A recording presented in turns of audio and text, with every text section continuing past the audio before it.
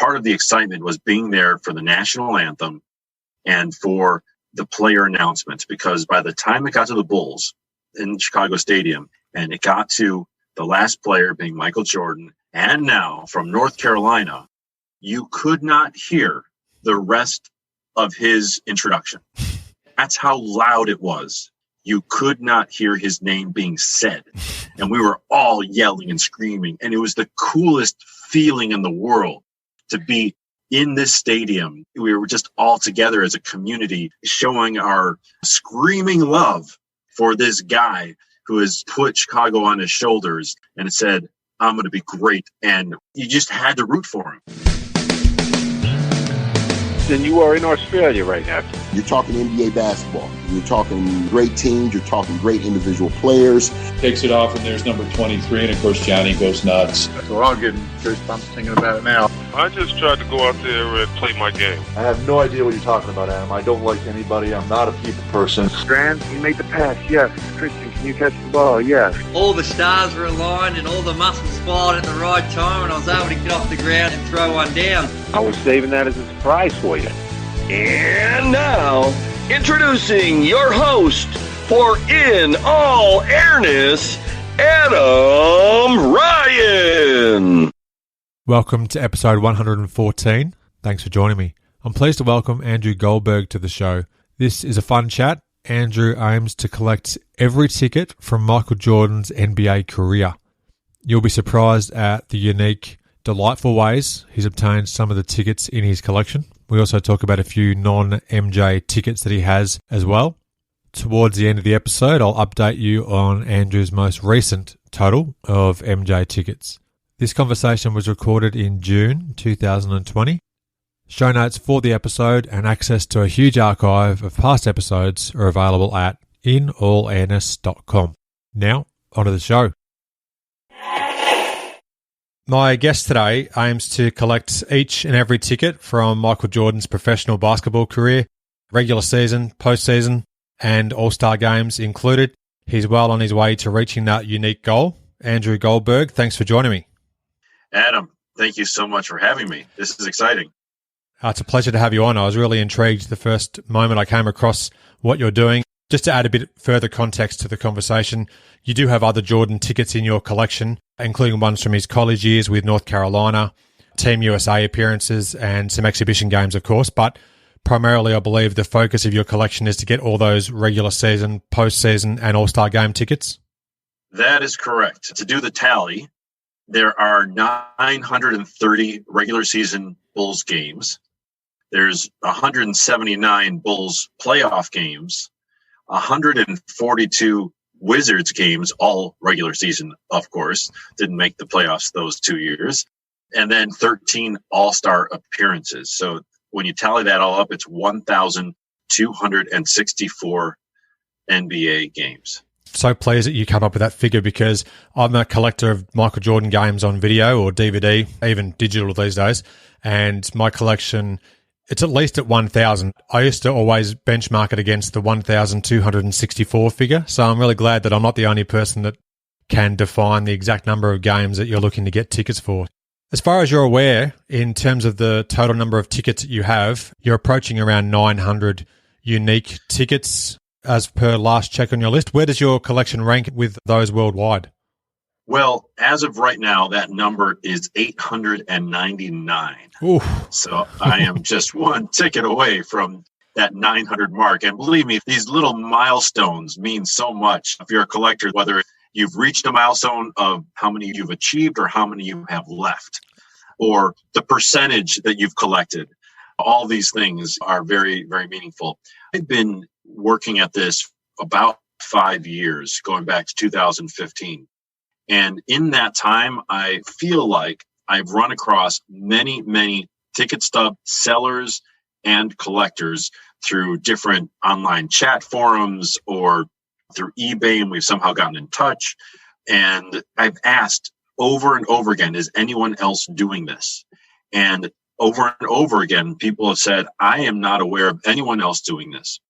The closest I've heard is that there's someone that I've chatted with. We've actually done some trades or sold each other some tickets here and there. who's collecting a ticket from every game from Jordan's rookie year only. He's also trying to get a ticket from every year of both Bird's and Magic Johnson's rookie year as well, which is kind of cool. I'm not collecting those guys' stubs, but no one's stepped forward to say, hey, Andrew, you're wrong. It's me.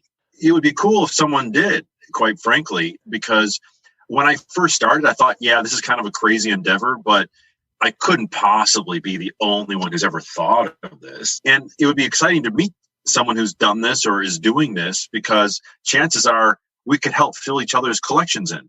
And I would love to trade with somebody. So that's been the disappointment of not finding someone. But it's also kind of cool to think, maybe I'm the only one doing this. Yeah, that's incredible. I would have thought, just based on the fact that I wanted to ask you that question to start with, that there'd have to be numerous people that wanted to do it, but quite remarkable that you might be the only one in terms of having such a great collection across Jordan's entire playing career, not just his rookie season, for example. That's fascinating. From what I understand, you grew up in Highland Park, Illinois, and you graduated from the University of Illinois in 1997. We're of a similar age. I'm 45 this year. Your father and I think two of his friends were Bulls season ticket holders for 25 years, and between them, they occupied 4 seats, and I believe your dad had maybe a quarter of the tickets throughout each individual season. Do you remember the first Bulls game that you attended? What age were you, and what memories spring to mind from attending a game at Chicago Stadium? Well, yeah, all that information is correct. It was a real treat if I got to go to a game, because I was growing up, I was in school. I have to actually ask my dad this, but I don't think that I went to games during the week on a school night. But my first memories of going to a game is actually pre-Jordan, because my dad had season tickets for 25 years, dating back before the Jordan era. And I remember my favorite player was Artis Gilmore. I was always tall for my class. I was always the tallest boy, and he was the tallest on the team. His first name started with an A. My first name started with an A, and so I thought I had this connection with Artis Gilmore. So he was my favorite player. It's like the big guy on the team.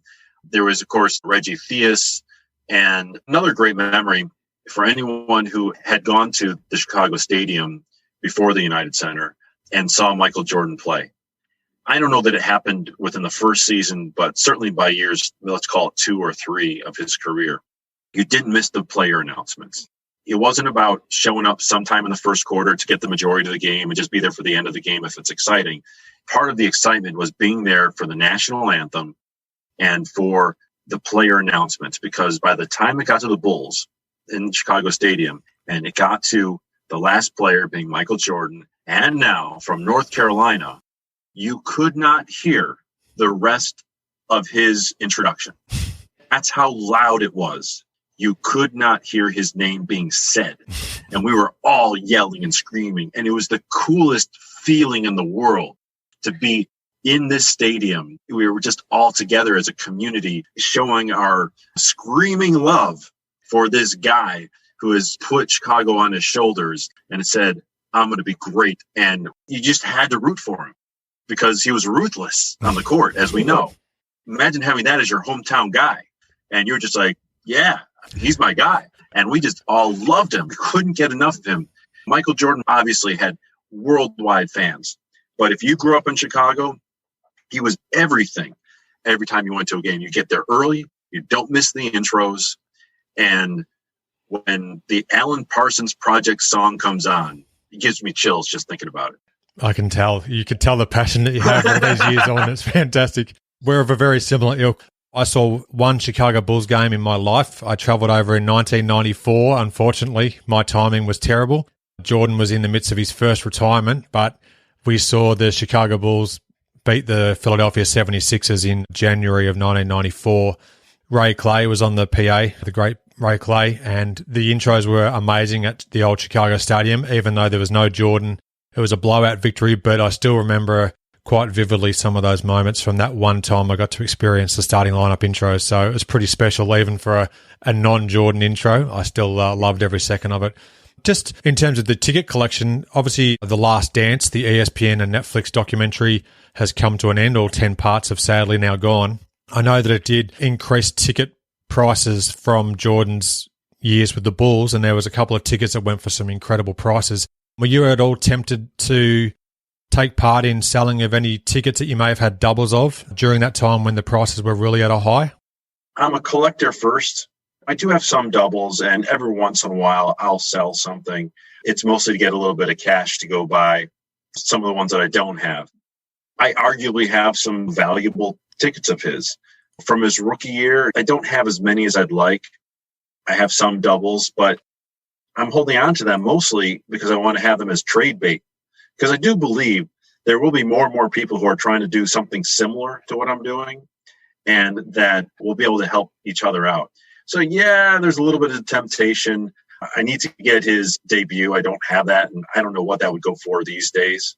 Probably the two more valuable ones that I have. I do have Game 6 of the 98 finals, and it's signed, and it's graded by PSA DNA, and the signature is graded as a 10. Incredible. I don't know what that would go for. I'm guessing if I said $5,000 and up, I don't know. I'm just guessing. But the one that I really love, and I didn't know what I was getting when I got it.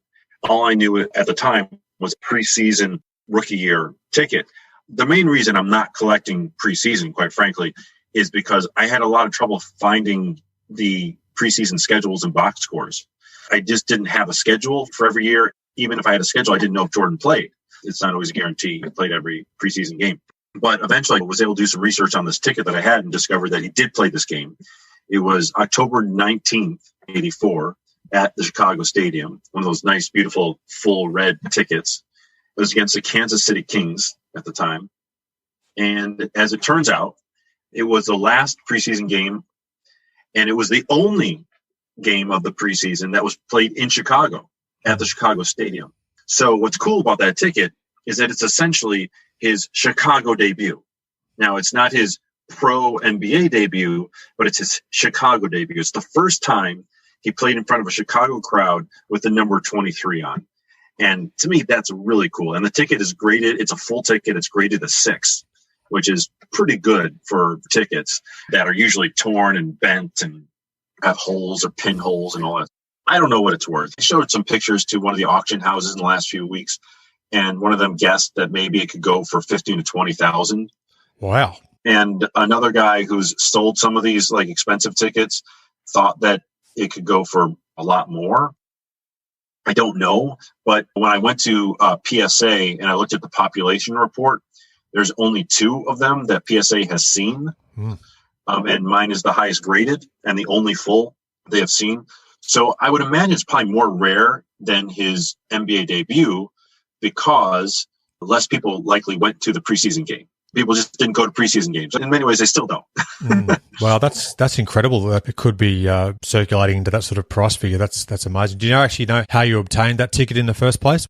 Yeah, I got it from a gentleman who had a bunch of Bulls tickets who was selling me some tickets over several years. And he had this one, and I got it for like a couple $100, which at the time, quite frankly, I thought I was overpaying for it. I thought it should have been $75 to $100, maybe, because at the time, you get most of his rookie tickets for $100 to $150. I overpaid at the time, I thought, and who knows what it is today.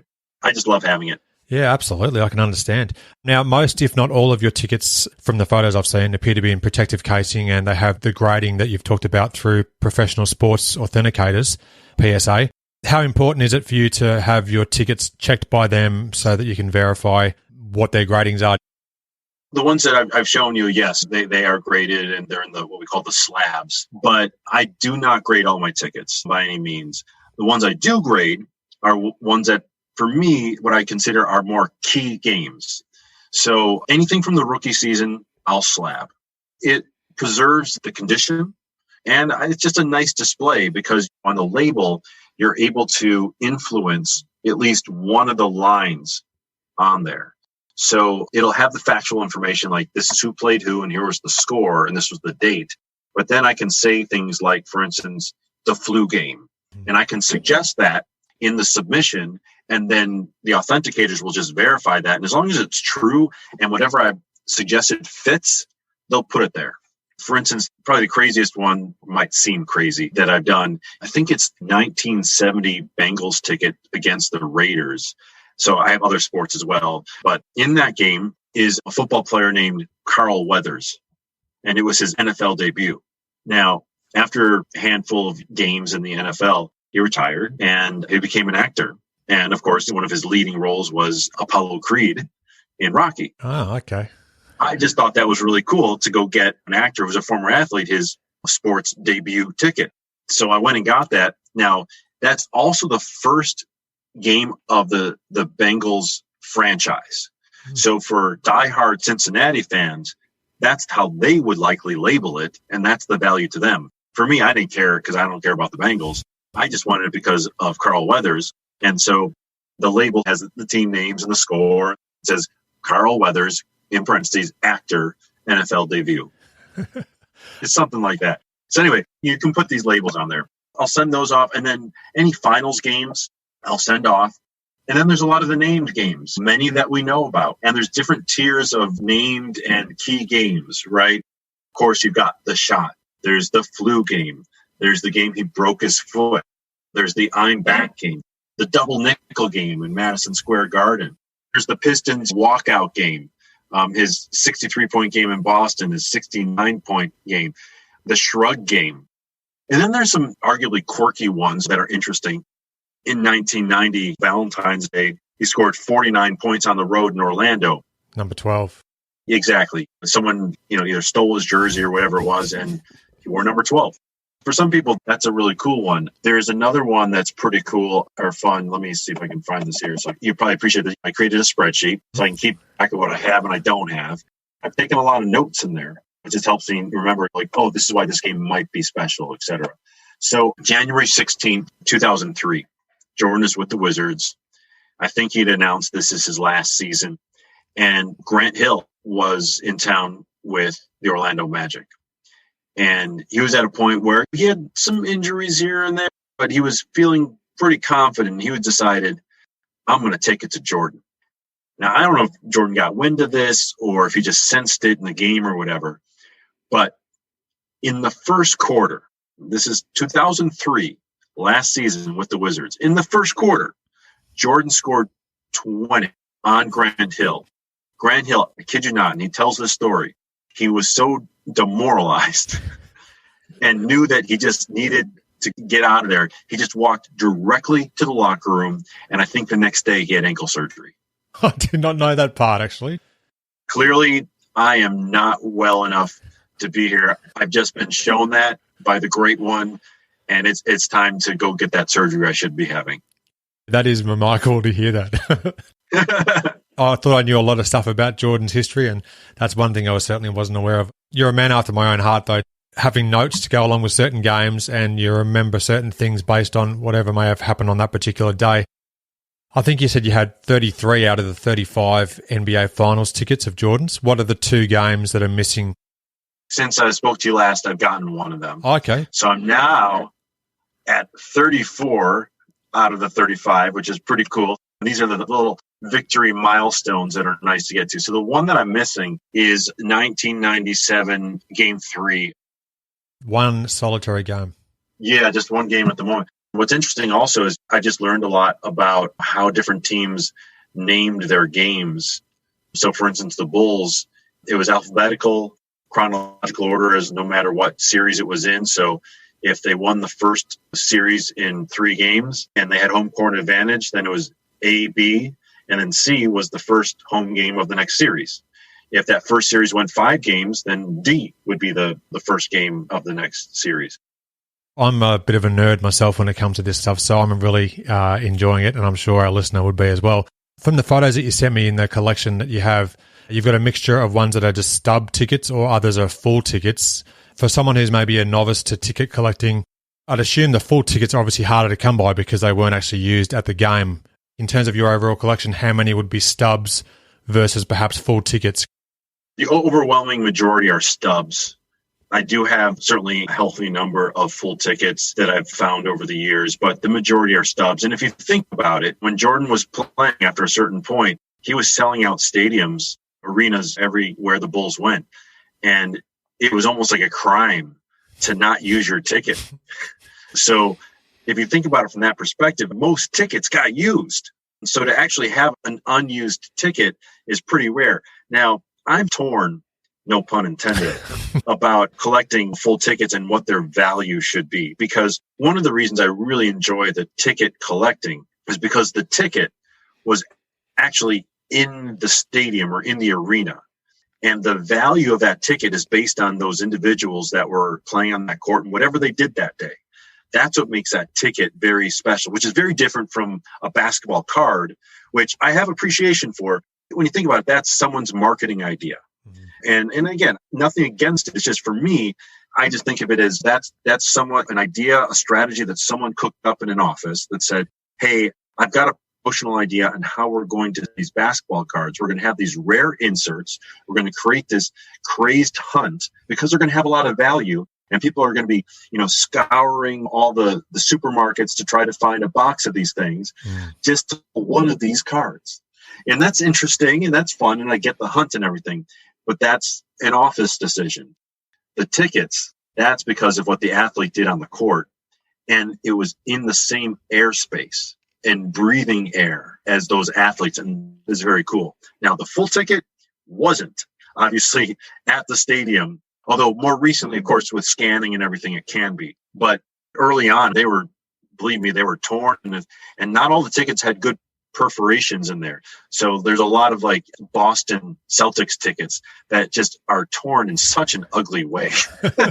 But most of the Bulls ones really were perforated, so they could really just take off the stub really nicely. And there was an opportunity to have a clean looking square stub. I learnt the hard way the first few tickets that I went to NBA games with. I didn't actually pre-fold where the perforation was, and it took me 2 or 3 games because we went on an NBA tour in 1994. So I saw the Bulls play maybe the 4th or 5th game along out of about 6 that we went to. But the first few games, there was a game at the Forum. The Lakers played the Charlotte Hornets. I didn't even think about preserving my ticket, and it was just torn and it didn't fare too well. But by the time we got to the Chicago game, I realized, I've got to fold these ahead of time so that they don't get torn and just ripped. I noticed on one of the photos you sent me, the one of the shot in 1989, it has a small tear on the ticket of yours. I assume that'd be one of the key tickets you'd be trying to find an absolute complete one of. Almost impossible to get a full ticket, I guess. Yeah, I have not even seen the shot ticket, but I have seen a clean stub of that for sure. Some of these games are really hard to come by. What's been really interesting since The Last Dance and since I've been talking to a few folks about this, folks have reached out to me and said, hey, do you have these tickets? Would you like them? And if I say yes, then I get one of 2 responses. One is, what's your offer? And the second is, what's your mailing address? I'll send these to you. So in some cases, yeah, I paid for some tickets, and obviously I know the basic going rate to overpay too much. But a really great recent story is there was this gentleman named George, and he contacted me and said, I heard that you're doing this collection. This is just a few weeks ago.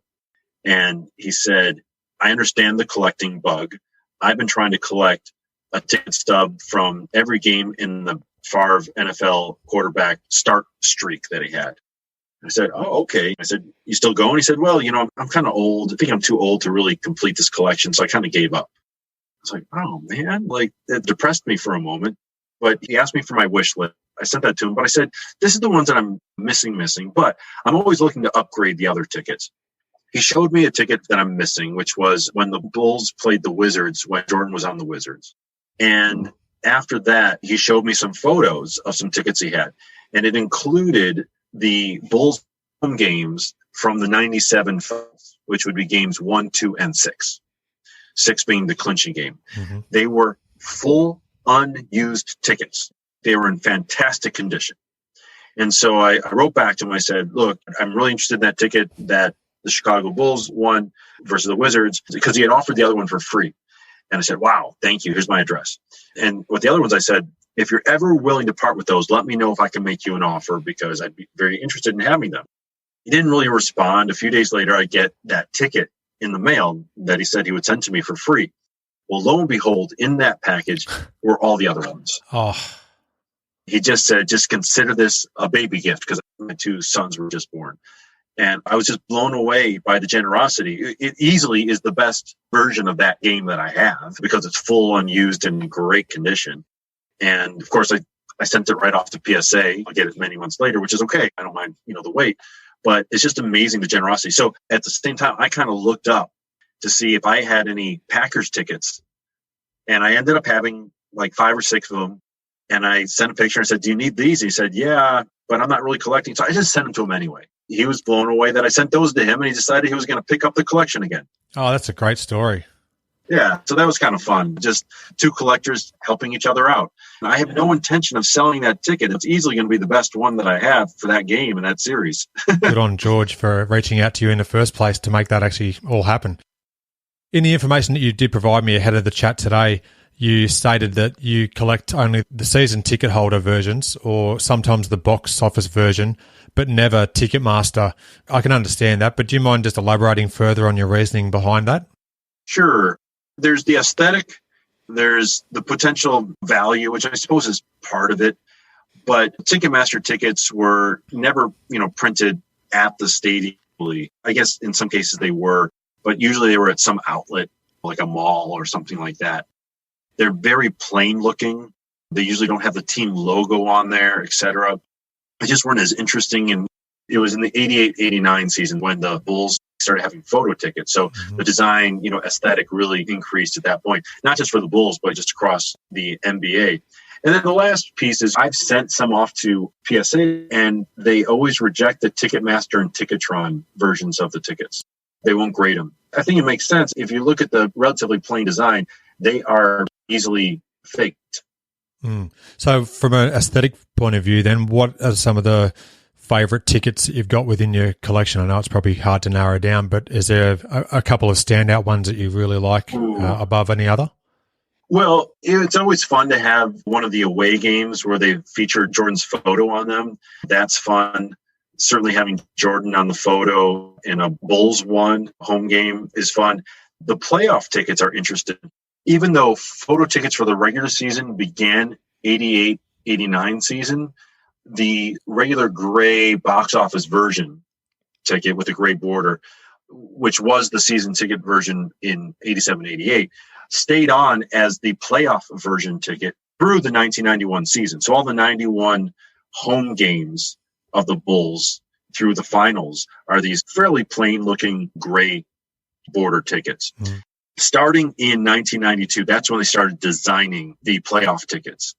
And they started showing how many trophies the franchise had won. So for 92, of course, there's 1 trophy on there, and that's really, really cool. You get to the 93 season, and then they start to show 2 trophies. And it kind of went on from there, and it was pretty cool just to see the trophy stacking up each year. What might be the most unusual way that a ticket has entered your collection? Do you have a really strange way that a ticket made its way into your possession? This whole experience after The Last Dance and different folks reaching out to me has just been really cool, weird, but very cool. I would say that one other story that's pretty cool, I think, is when I first started collecting, then I was still learning what values and what things should cost. I just knew that I was trying to spend as little as I could. That's all I knew. And I ran into this guy through eBay, somehow bought something from him. I got his information somehow, and eBay frowns on that, of course. But somehow we ended up talking, and he ended up Skyping, which was an odd thing for me. I was like, okay, I've never Skyped with someone I bought tickets from before. Because I asked him if he had any others. He said, let's Skype. He was just nicest guy in the world. He was just showing off his collection and said, look, I don't really have a need for these anymore. I'm just trying to get a little money for my kids' school supplies and that thing. I said, great. He really was a big Kickstarter for my collection to really help me get going. I probably got 150 different unique games I didn't have before from him early on. I bought some tickets from him, and then about a year later, I went back to him because I knew he had more, and he had a box. He had a ton of tickets from the 91-92 season, because if you look at the backs of those tickets, I think it was called the 115-point offense contest. The contest was that if the Bulls score 115 points and win, and you take this ticket within 48 hours to a local 7-Eleven, you can get an Illinois lottery ticket for free. Cool promotion, cool deal. You could take that ticket stub, which may mean nothing to you, after a Bulls win, 7-Eleven, and maybe win some money. Who knows? Mm-hmm. So this guy at the time, back in 91, 92, called up a local 7-Eleven and said, what are you doing tickets that you are getting. And the 7-Eleven said, I'm just going to throw them out. Why? You want them? He said, yeah, I'll take them. And so I paid him like $150 for this box. And so I get the box, and there's probably at least 1,000 tickets in there. Oh. Like 100 tickets from 10 different games. 10 games that all qualified for this contest. In there was, for instance, the Shrug game. Very nice, yes. I've resold many of those so that I have money to pay for the ones that I don't have. He was into that. He's like, look, I'm sure there's doubles in here. If you can sell them, go ahead. Because he was a total fan of me trying to complete this collection, which is great. I'm so appreciative. There have been many folks like that. Some people, when I talk to them, they want to sell me something. They're just trying to maximize money. And I get that. And I'll sometimes step up depending on what the ticket is. But there are many, many folks who say, you know what? I really like what you're trying to do. That's really cool. Let me help you out. I need some money. You can't get this for free, but I'll give you a good deal. And so that was this guy. And again, forever grateful. I'm not one of those resellers who's just trying to turn things around for a profit. I do it judiciously here and there, just little by little, just to have some money available to buy that ticket that I see that comes up on eBay. And I'm like, oh, I got to get that right now. That's great. Well, thank you for sharing these stories. Do you have a holy grail, or at least a couple of must-have tickets that you still are yet to get in your possession? Yeah, there's two main ones that are kind of challenging right now. One is the 63-point playoff game against Boston. I don't have that one. There is a guy that I know has one that I may be looking to do a trade with to get it. So that's a possibility. And then, of course, the debut. Against Washington. Yes. And so let's talk about the debut for a second. Like, what's the value of that, right? In the last 18 months, it's sold on one of those auction sites for somewhere in the neighborhood of like $33,000.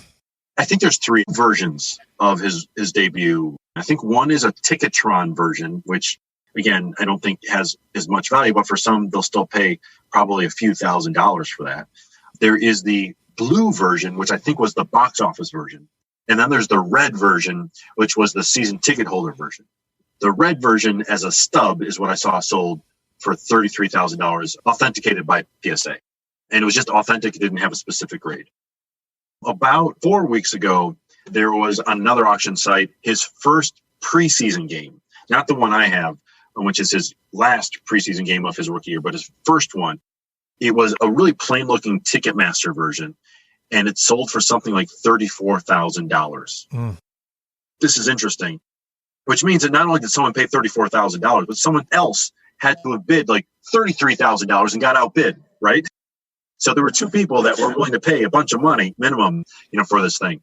That same ticket, different seat locations, looked like very good condition, sold, I think even last night, on 2 different sites. One on eBay, and I think that one sold for maybe $13,000 on another auction site for about $16,000. So that's really interesting to see that it sold for $34,000. Same ticket sold for $16,000 and $13,000. So maybe that's really the real value. Who knows? Maybe there's just some excitement in that moment that people just are like, oh, I got to bid up. So that's interesting. Now, the other part of that I'll bring into the conversation is just the relative scarcity that can lead to what the value and demand might be. So I think most Jordan collectors know about the 86 Fleer, card number 57. I do not have one. It was always way too expensive for me to purchase, and it just kept getting more expensive, so I never got one. But pre-Last Dance, I was seeing a Gem Mint 10 of those sell for $35,000 on eBay. And PSA, in their population report, has seen more than 17,000 of that card. About 300 plus are graded a 10. So that gives you some perspective. Even if you couldn't afford $35,000 and you're like, I got to have an authentic version of this card, you could get a 2 and not spend enough to buy a car on this card. So there's that perspective. Now, for the Jordan debut, we talked October 26, 1984 against the Bullets. PSA has seen 10 of them. That's it. Any greater. To think that you could have the best conditioned one of a card where there's at least 300 of them, but 17,000 overall for $35,000, which I've now seen sell for $85,000 post Last Dance. But the debut only sold for $33,000 a year ago, and there's only 10 of them that PSA has seen. There's probably more than 10 out there. I have to imagine that the value of that ticket has to be much, much higher. Now, what it is, I really don't know, but it's got to be much higher. But anyway, that is the other one that I really would love to get. I think I have to get lucky that someone has compassion for my collection and says, you know what, I've got 2 of these. Let me help you out. Here's a great discount, or do a trade with me for some other key games or something. I don't know. We'll see. You state that you'd love to complete your MJ ticket collection and then share it in a semi-permanent exhibition, whether it be at the United Center or the Basketball Hall of Fame, which I think would be really cool. Have you sought any feedback yet as to the possibility of that, or are you waiting until you close in on getting almost every ticket, if that's eventually going to happen? And I hope it does, of course. Thank you. This is exciting. I hope it happens. I believe it can happen because all the tickets exist. It's not like today where you couldn't do this for LeBron because all these teams have stopped printing tickets. They've gone mobile only. Here in Miami, it's been 3 years since they've been mobile only. And before that, it was like 4 or 5 years or more of printed home only. I've been a season ticket holder of the Heat, and they haven't sent me printed tickets in all the time that I've been a season ticket holder. But I have not approached the United Center. I have not approached the Basketball Hall of Fame. I really am purposeful about this. I really will approach them. I want to wait until I get a lot closer, because at this moment I could approach them, but it could take me 3 or 4 years to complete the collection. I do track how many I'm getting per month. And of course, with the popularity of The Last Dance and a lot of tickets coming out of the woodwork, that has helped a lot. But I've still got 360 some to go. That could take me anywhere from 3 to 5 years, unless I get really lucky and someone's got a collection that I come across and they want to help me out. So I'm going to wait until I get a lot closer. And yes, the idea is that I would love to semi-permanent, meaning I don't know that I'm ready to donate it, but definitely I think it could be a really cool exhibit that could be part of a larger thing, where I can't see someone spending hours looking at 1,200 tickets. But if, let's say, the top 50 or the top 100 games are somehow highlighted with a little abstract about what happened that game or the name of the game, a little photo, I think basketball fans, either who lived through the Jordan years or want to learn about the Jordan years, could certainly take a stroll through this collection and have some great nostalgia. I'd be certainly one of the first in line to have a look for sure. It's fascinating to me, and I'm sure those that are listening to this conversation as well will be quite intrigued, to say the least. Basically, since 2015, that's when you started to focus on obtaining as many tickets as you can. I think you said that you kept around 60 tickets or so from when you were growing up and going to games back in the day, but pretty much the bulk of this collection has all happened since 2015. Is that correct? That's correct. Yeah, I kept a bunch when I went to games, and then when my father went, but I didn't go. I hoped that he kept it it in good condition. Wasn't always so good about it because he was not a collector. I was definitely one of those collectors who I said, Dad, you can't touch these things. No, you can't look at it.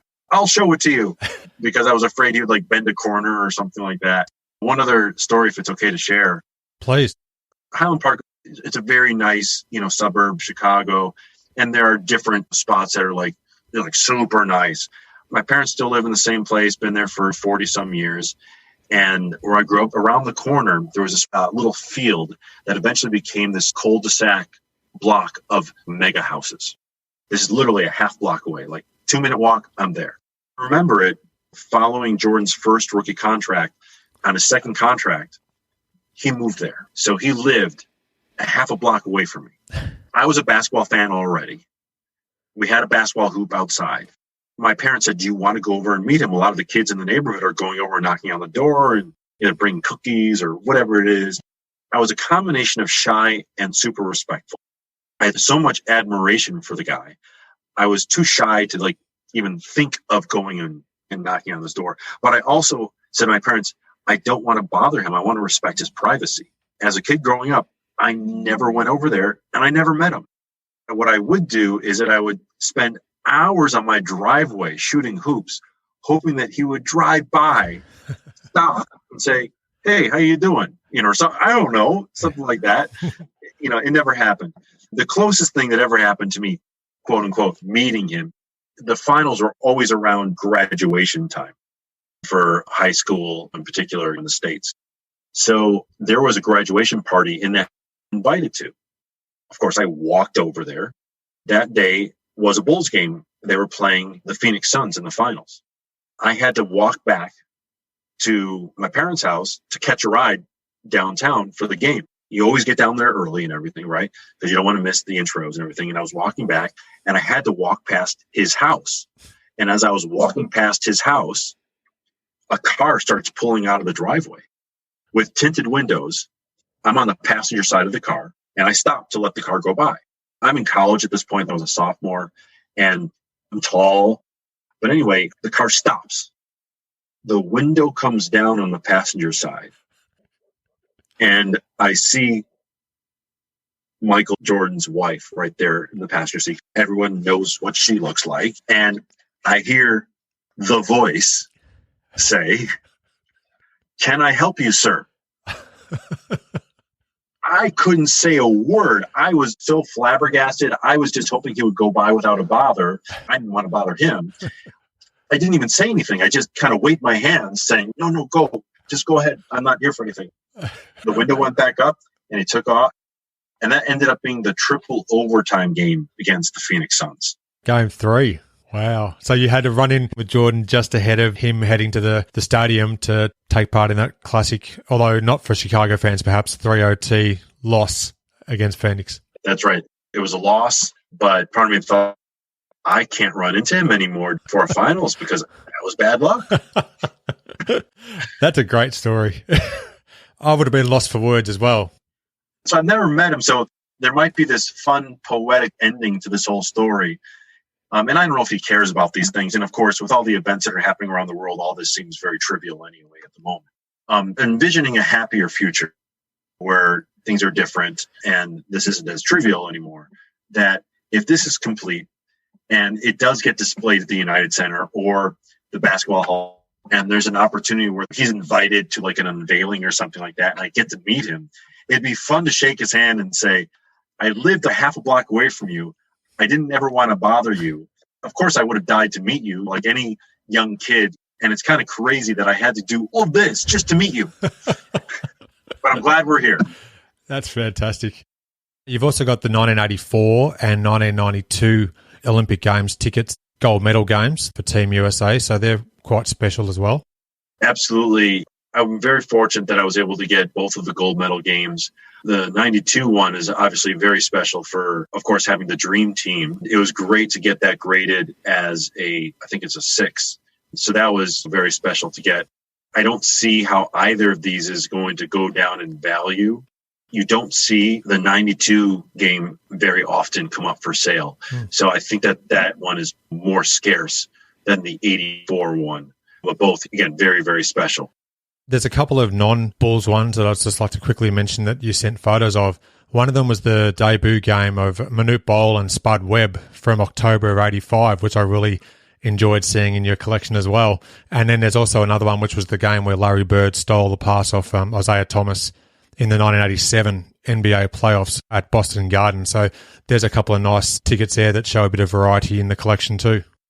Yeah, I did try to get some other games, whether it's debuts of players or special moments in NBA history. I also have some infamous ones. Like I have the Malice in the Palace, which was this moment that's not one necessarily to be proud of, but it certainly changed the game. Reffing changed a lot, and security in the stadiums changed a lot because of that game. So it was a very important game in the history of the NBA.